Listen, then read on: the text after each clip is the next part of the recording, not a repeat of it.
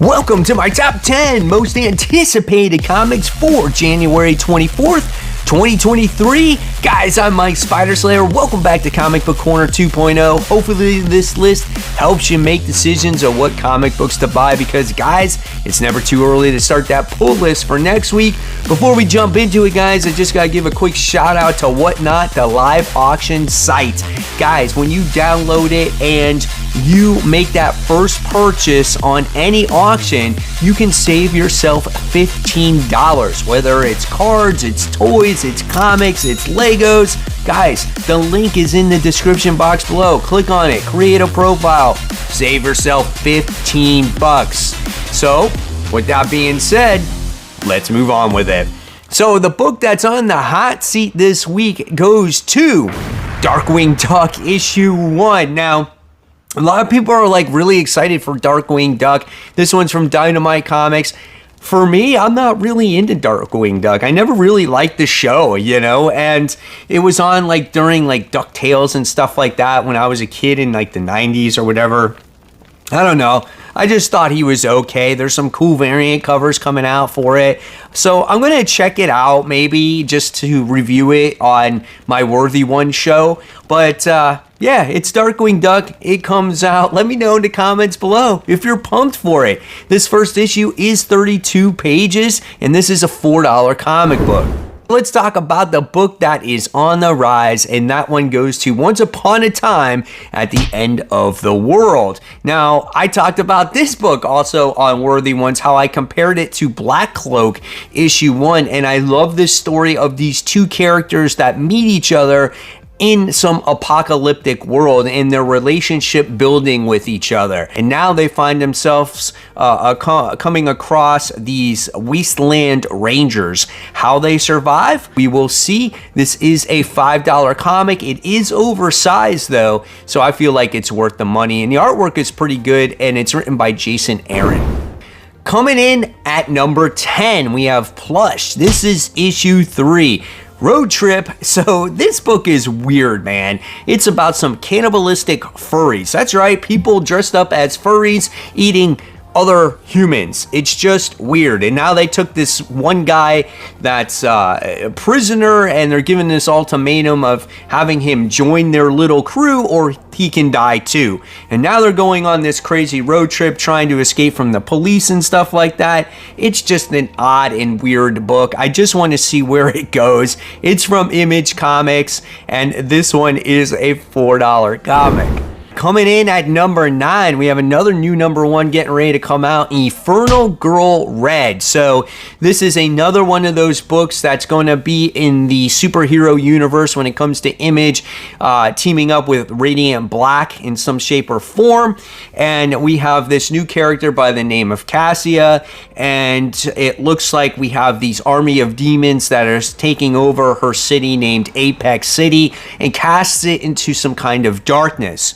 Sounds interesting. Looking forward to seeing what it has to offer. I love some of the new superheroes that are being introduced in Image. Their stories are intriguing. This is a pretty big book at 56 pages, and this is a $6 comic. Sticking with some of these independents here, coming in at number 8, we have Born of Blood issue 4. I talked about this book. It was supposed to come out a couple of weeks ago, now that I remember. And here we have Giaris and Leonidas are teaming up with each other as they have to get back to Sparta. They have to fight through demons and soldiers and all kinds of things to get back to where they have to get back to. It's been an excellent ride so far. I love the trials and tribulations of the Spartan princess on her becoming the warrior that she has today. This is an awesome book, and I'm looking forward to this issue 4. This is 32 pages, $5 comic.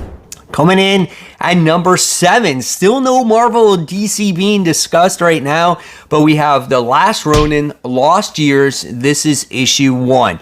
This could be higher on my list because I love the last series, but being that the last series was so delayed and it took forever to come out, I don't know how this one is going to be. And hopefully this one lives up to the first volume.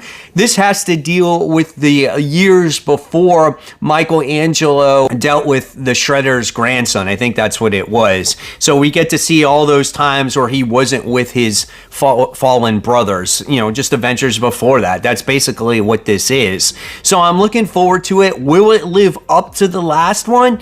I don't know if it will, because we already know who the last Ronin is. So they have to write something pretty spectacular to overtake that original volume. So I am a little hesitant about it. It is also a $5 comic. So our first Marvel comic that I'm talking about today goes to Sins of Sinister issue 1, obviously an X-Men event, the first one of the year. I'm sure there's many, and this is called Powers of Essex. This is an event that has to do with Mr. Sinister. People were telling me the lead-in book in the Mortal X-Men, one of the most recent issues, was actually really well done and got them interested in this event. So I like Mr. Sinister as a character. I feel like he's been written a little wonky in the past couple years. So we'll see what happens with this one. I am looking forward to it. I want something to really look forward to when it comes to, Marvel comics and X-Men comics. But man, guys, this is another huge book. 52 pages, $6. My gosh. Coming in at number 5. I've enjoyed this series. This is All Out Avengers. This is issue 5. The artwork is done by Greg Land here, and we've gotten to see our Avengers do all these battles and things that are happening, and we don't know who the mysterious villain is here that is causing them to forget all the events that are going on. Like, they remember things that are happening, but they don't remember the reasoning why. And now, for some reason, they're doing battle against Spider-Man. Well, that's going to be a lot of fun. And at the end of the last issue, the very last page, you got revealed who that enemy was, but he was all armored up. You couldn't see a face. You didn't get a name. You didn't get anything. So I'm really looking forward to this issue. I've enjoyed this. I feel like this is a true Avengers book right now compared to Jason Aaron's Avengers. So this one is 28 pages, $4. Moving on to number 4, we have Justice Society of America issue 2, written by Jeff Johns. First issue was absolutely awesome, as we get to see all our JSA America characters all murdered, at least the modern day versions of them, and then we wind up seeing the Huntress have to go back in time and find out what has happened. I think there's a mysterious villain in the first issue that we don't know who murdered all of those characters. Looking forward to this second issue. Man, it was a lot of fun. It took a little bit to get to the point that it needed to get to, but by the time you got to that last few pages, you were invested and wanted to know, the mystery that went on behind everything. So 32 pages, $4. So continuing on to the top 3 now, we have Murder World Wolverine issue 1. I hate how they just call all these Murder World books new number 1s when they're not really number 1s. It should be just one continuous story called Murder World, where Arcade has created Murder World once again, and he has just normal civilians fighting in Murder World, and the last one to survive get a ton of money. Reminds me of a lot of Squid Games, and also whenever you see a hero advertised on the cover, it's always not really the hero that's in the book. It's like a robot or something like that. Does this issue kind of give you a twist or turn? Also, if you read the last volume of Black Widow, that story ties into it as well, which Black Widow, Natasha, actually has a vendetta against Arcade on what he did to her in that last volume. So if you haven't read Black Widow last volume, definitely go out there and read it. Really awesome read. 28 pages for this, $4. Coming in at number 2, we have Thor. This is issue number, I don't know. I put 3 and I know it's not 3. Maybe it's 13. I don't even know at this point. But it's legacy numbering 756, so maybe we'll go with that. So this is the conclusion to this story arc. Corvus Clave, who kidnapped Thor's babysitter into a vault that requires the blood of a god to open. And so when our heroes follow Corvus Clave into this portal or whatnot, it looks like they're going to come across Thanos as well. That's going to be interesting. There was a lot that happened in the last issue. It was kind of a little bit overwhelming, especially when you haven't really seen the story in a while and it had to deal with like Banner War and all that other stuff. But nevertheless, it got me excited to see what's going to happen in the story or the pages of Thor. This is 28 pages, $4. All right. So what's number one? Well, you'll be surprised at this one, guys. It's Action Comics issue 1051. When I read Action Comics issue 1050, I really enjoyed it. It reminded me of a more classic Superman story in many ways, where we had Superman do battle against Lex Luthor in this like armored suit. It was so much fun. Now, I get this one is more like an anthology book, kind of like the Batman book was, but I'm still looking forward to all these little events that can happen with Superman and this whole Superman family. So, you know, what can I say? I want to like Superman. I feel like it's a character that maybe we should follow, but his stories have just been not interesting as of late. And for a first time in a long time, I think Peter J. Tomasi's time is where I find myself interested in wanting to read some Superman here. Very attractive cover there by Dan Mora. And let's keep our fingers crossed. This is another pretty solid sized comic, 48 pages. All right, guys, so let's move on now to the Noteworthy comic books, and that one starts off with DC Comics Detective Comics issue 1068. I do not read this book anymore. If you're continuing some Batman stuff, we got Batman One Bad Day, Catwoman. This is issue 1. Then we have Lazarus Planet, We Once Were Gods, issue 1.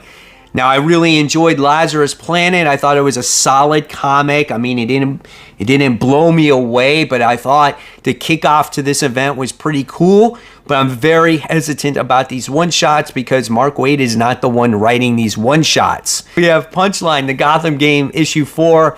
I'm done with this book. I read 3 issues of it. That was enough for me. All right, let's move on to Marvel Comics as we have the Amazing Spider-Man issue 18. We all know my feelings towards the dark web as of right now. I will always continue to read it. It's just not the best event. The best stuff is Gold Goblin and Black Cat right now. And then we have Midnight Suns issue 5. I think this might be the conclusion to this story. I'm not 100% sure.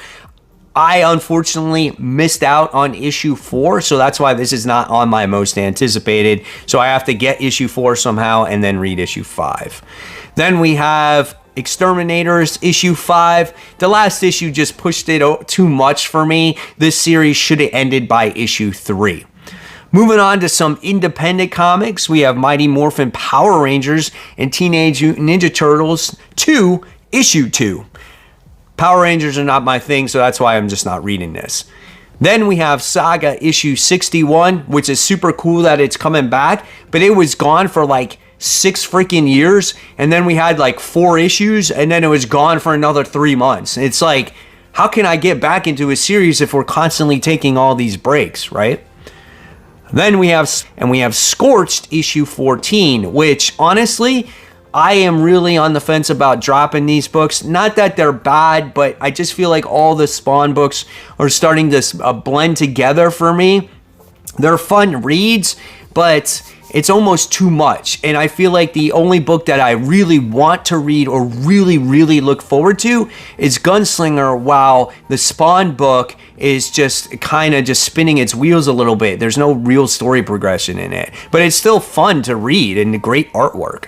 And then we have Junkyard Joe issue 4, which I actually missed out on issue 3. My shop didn't have it, so somehow I'll have to read issue 3 digitally. So there you guys have it. There are my most anticipated comics. Also, guys, I just want to let you know I'm going to leave you this video right here. I did not get a chance to do my top 10 comic book covers in the version that I wanted to. I had to do it in a short. So if you guys would click on this and vote on your favorite comic book cover of the week, that would be awesome, as the regular format will continue next week. So guys, there's everything for you this week. As always, Keep buying, keep collecting, but most importantly, always read your comics. Guys, thank you so much. I'll see you tomorrow.